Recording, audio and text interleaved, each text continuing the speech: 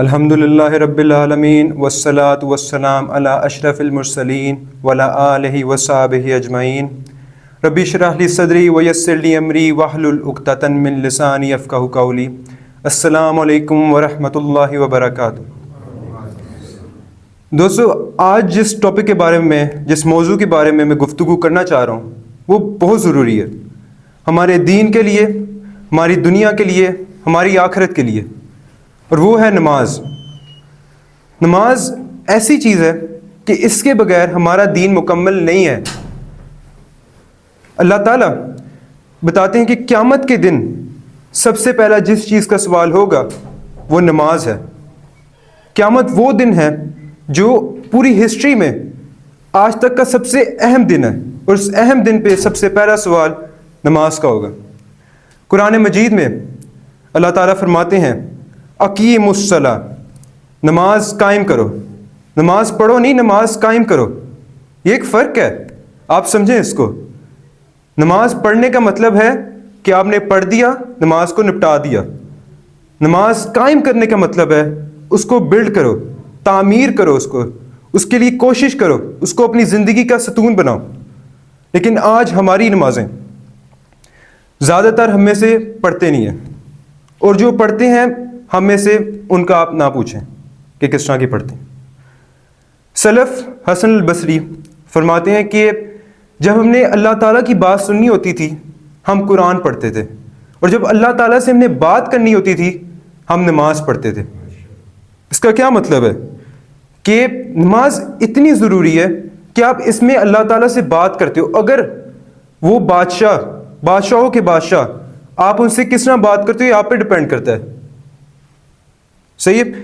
اب میں اس کی ایک ایگزامپل دیتا ہوں کہ ایک پرائم منسٹر ہے، وہ آپ کو بلاتا ہے کہ آؤ میرے ساتھ بات کرو، مجھے بتاؤ کیا چاہتے ہو تم۔ آپ جاتے ہو اس کے پاس، آپ اس سے بات کرتے ہو، لیکن آپ اس طرح بات کرتے ہو کہ سوچ کچھ ہو رہے ہو، کہہ کچھ ہو رہے ہو، موبائل پہ آپ لگے ہو، اپنے جمائیاں لے رہے ہو۔ جب آپ باہر نکلتے ہو نا اس کمرے سے تو لوگ پوچھتے ہیں بات کیا ہوئی، تو آپ کہتے ہو بھائی مجھے پتہ نہیں چلا میں نے کیا بولا ہے، مجھے سمجھ نہیں ہے بات کی۔ اسی طرح اللہ تعالیٰ آپ کو 5 دفعہ بلاتا ہے بات کرنے کے لیے، آپ کی سنتا ہے، بولو کیا چاہتے ہو، اور آپ اس طرح گزار دیتے ہو کہ آپ کو پتہ نہیں چلتا آپ نے کیا بولا ہے اللہ تعالیٰ سے۔ اس کے بعد حضور صلی اللہ علیہ وسلم نے فرمایا کہ میں کیا تمہیں منافق کی نماز کا نہ بتاؤں؟ وہ عصر کی 4 رکعت پڑھتا ہے، اور وہ اس ٹائم پہ پڑھتا ہے جب سورج بالکل غروب ہونے لگتا ہے، اور وہ اس کو بڑی جلدی جلدی سے پڑھ دیتا ہے، جس طرح ایک مرغی یا ایک پرندہ اپنا دانہ چگتا ہے اسی طرح وہ اللہ تعالیٰ کو بہت کم یاد کرتا ہے۔ اور آج ہماری بھی نمازیں اسی طرح کی ہیں، بالکل جس طرح منافق کی اگزامپل ہے۔ ہم جھٹکے مارتے نمازوں میں، اس طرح پڑھتے ہیں جس طرح ایک ورزش ہے، 1 سیکنڈ میں رکوع، 1 سیکنڈ میں سجدہ، پھر بیٹھے سجدہ اور نپٹا دی نماز، ختم۔ اللہ تعالیٰ دوستو نماز جو ہے نا یہ صرف حرکتیں نہیں ہیں، نماز کی روح خشوع اور خضوع ہے۔ اللہ تعالیٰ قرآن مجید میں فرماتے ہیں قد افلح المؤمنون الذین هم فی صلاتهم خاشعون۔ اس کا مطلب ہے بے شک کامیاب وہ ہیں جو نماز میں خشوع رکھتے ہیں۔ دھیان دیں، اللہ تعالیٰ نے یہ نہیں کہا کہ وہ کامیاب ہیں جو نماز پڑھتے ہیں، اللہ تعالیٰ نے فرمایا کہ وہ کامیاب ہیں جو خشوع کے ساتھ نماز پڑھتے ہیں۔ یہ فرق ہے، سمجھیں اس کو۔ اس کے بعد ایک قرآن کی ایک آیت ہے کہ نماز آپ کو برائی سے روکتی ہے، آپ کو بے حیائی سے روکتی ہے۔ آج ہم نماز سے پہلے جو برائی کی، نماز کے بعد بھی وہی برائی کرتے ہیں۔ ہمیں کیوں نہیں روکتی؟ کیونکہ ہماری نمازوں میں وہ مزہ نہیں ہے۔ ہمیں پتہ نہیں ہم کس کے سامنے کھڑے ہیں، ہمیں یہ نہیں پتہ ہم پڑھ کیا رہے ہیں، کیا بات کریں، کیا کہہ رہے ہیں ہم، کوئی پتہ نہیں ہمیں۔ لیکن ایک بندہ جو صحیح طرح نماز پڑھتا ہے اس کی نماز کیسی ہوتی ہوگی؟ وہ برائی سے رکا رہتا ہے۔ کیوں؟ اگر اس نے برائی کر لی، اسے پتہ ہے کہ میں ابھی اس کے بعد اللہ کے سامنے میں نے جانا ہے، میں نے اللہ سے بات کرنی ہے، میں کیا کہوں گا، کیا شکل دکھاؤں گا میں اپنی، اس لیے وہ ان چیزوں سے بچا رہتا ہے۔ اللہ تعالیٰ حضور صلی اللہ علیہ وسلم کی ایک حدیث ہے کہ وہ فرماتے ہیں کہ فجر سے پہلے کی جو 2 سنتے ہیں وہ اس دنیا اور اس دنیا میں جو کچھ ہے اس سب سے بہتر ہے۔ صرف 2 سنتے ہیں، ابھی ساری نمازوں کی بات نہیں ہوئی، صرف 2 سنتے ہیں۔ کیا آپ اس فجر کی 2 سنتے یا ان نمازوں کے لیے اتنی کوشش، اتنی محنت کرتے ہیں جتنی آپ اس دنیا کے لیے کرتے ہیں؟ اس فجر کی 2 سنتے جو بہتر ہیں اس کے لیے آپ اتنی سی محنت کرتے ہیں، اس دنیا کے لیے آپ بہت کوشش کرتے ہیں پھر بھی کچھ نہیں پاتے۔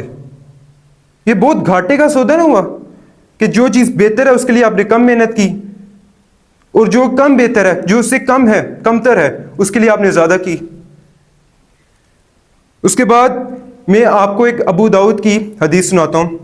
حضور صلی اللہ علیہ وسلم فرماتے ہیں کہ ایک بندہ نماز پڑھ کے واپس آتا ہے، اس کو اس کا 10واں، 9واں، 8واں، 7واں، 6واں، 5واں، 4تھا یا 3را اور یا پھر آدھا حصہ ملتا ہے، اور یا پھر اتنا بھی نہیں ملتا کوئی اجر نہیں نماز۔ کیوں؟ اس کی نماز میں خشوع نہیں ہوتا، اس کو پتہ نہیں وہ کیا پڑھ رہا ہے، اس کا دل بھٹکا ہوا ہے، وہ خود بھی بھٹکا ہوا ہے، اس کو کوئی پتہ نہیں کیا پڑھ رہا ہے وہ۔ صحابہ کرام حضور صلی اللہ علیہ وسلم اتنی لمبی لمبی نمازیں پڑھتے تھے، اپنی نمازوں میں ایسی ایسی صورتیں پڑھتے تھے جو ہمیں آتی بھی نہیں ہیں، سورہ بقرہ، سورہ آل عمران۔ حضور صلی اللہ علیہ وسلم سے پوچھا گیا کہ آپ اتنی لمبی نمازیں کیوں پڑھتے ہیں؟ آپ کے پچھلے اور اگلے گناہ تو معاف ہیں، آپ کے پاؤں سوج جاتے ہیں۔ وہ کہتے کہ ہمیں اللہ کا شکر ادا نہ کروں، اور آج ہم قل ہو اللہ احد سے اوپر نہیں جاتے۔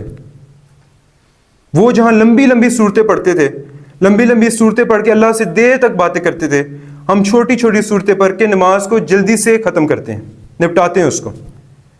میں نے آپ کو بتا دیا کہ نماز کیوں ضروری ہے، نماز کے لیے اندر خشوع اور خضوع کیوں ضروری ہے۔ اب میں آپ کو یہ بھی بتا دیتا ہوں کہ اس کو لائیں کس طرح، اس کا سلوشن، اس کا حل بھی بتاتا ہوں میں آپ کو۔ سب سے پہلی چیز، نماز کے اندر آپ نے خشوع اور خضوع چاہیے، تو اس کے لیے جب آپ وضو کرنے لگتے ہیں آپ سوچیں کہ میں ابھی کس سے ملاقات کرنے جا رہا ہوں؟ رب العالمین سے۔ آپ نے وضو بالکل صحیح طرح کرنا ہے، بہت اچھے طریقے سے۔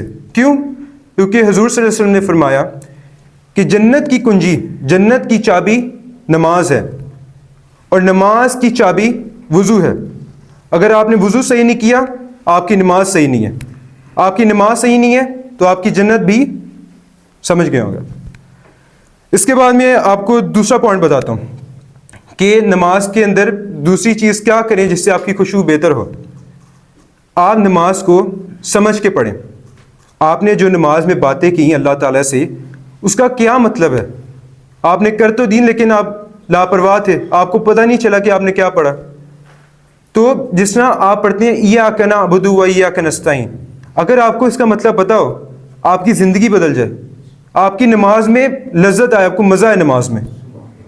سبحان ربی العظیم، اس کا کیا مطلب ہے؟ کوشش تو کریں اس کو پڑھنے کی، سمجھنے کی، یاد کرنے کی۔ اس کے بعد اگر آپ نے نماز میں خشوع چاہیے آپ کو، تو آپ کو آہستہ آہستہ پڑھنا پڑے گا نماز کو، اس کی قرأت آہستہ آہستہ کریں، ایک ایک لفظ پہ غور کریں۔ الحمدللہ رب العالمین کیا پڑھا ہے؟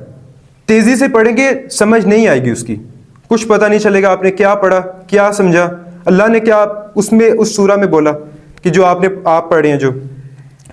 اس کے بعد میں آپ کو بتاتا ہوں کہ ایک اور چیز جو آپ کر سکتے ہیں نماز میں، نماز کے لیے اور ویسے بھی نئی صورتیں سیکھیں، مطلب کے ساتھ سیکھیں ان کو۔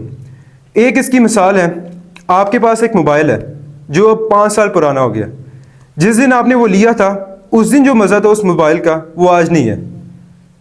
اگر آپ پھر سے نیا لیں آپ کو اسی طرح کا مزہ آئے گا جو پہلے دن آیا تھا۔ اسی طرح جب آپ نئی صورت سیکھتے ہیں مطلب کے ساتھ اور آپ نماز میں پڑھتے ہیں تو اس نماز کا کیا ہی مزہ ہے، آپ کو وہی پہلے دن والی فیل آتی ہے، دلچسپی پیدا ہوتی ہے نماز میں۔ تو میرے دوستو، میرے بھائیوں، نماز کو صحیح طرح پڑھیں، نماز ہمارے لیے معراج ہے. نماز رسول اللہ صلی اللہ علیہ وسلم کی آنکھوں کی ٹھنڈک تھی. وہ جب بھی پریشان ہوتے نماز کی طرف دوڑتے تھے, اور ہمارے اوپر پریشانی آئی ہم نماز سے دور جاتے ہیں, کیونکہ ہمیں پتہ ہی نہیں نماز میں ہے کیا, اس کے مزے کیا ہیں ہمیں پتہ ہی نہیں ہے. اس لیے میری سب سے گزارش ہے نماز کے لیے وقت نکالیں, اس کو وقت پہ ادا کریں, اس کو آہستہ آہستہ پڑھیں, مطلب کے ساتھ پڑھیں, تاکہ آپ کو مزہ آئے اس میں. میری دعا ہے اللہ تعالیٰ سے کہ اللہ تعالیٰ ہمیں صحیح طرح ساری نمازیں 5 وقت کی نماز پڑھنے کی توفیق عطا فرمائے, صحیح طرح خشوع اور خضوع کی طرح, جس طرح صحابہ پڑھتے تھے اس طرح. آمین یا رب العالمین. جزاک اللہ.